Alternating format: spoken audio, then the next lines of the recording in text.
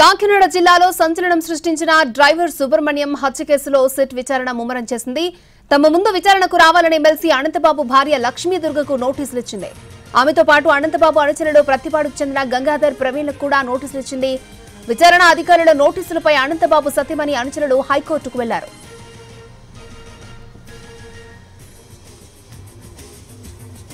కేసును పునర్విచారణ చేసి 90 రోజుల్లోపు additional charge sheet దాఖలు చేయాలని గత నెల 22న ఆదేశాలు జారీ చేసింది SC ST atrocity court. Seize చేసిన ఎమ్మెల్సీ ఐఫోన్ ఓపెన్ చేయడానికి కోర్టుకు వెళ్లే యోచనలో విచారణ అధికారులు ఉన్నట్లు తెలుస్తోంది.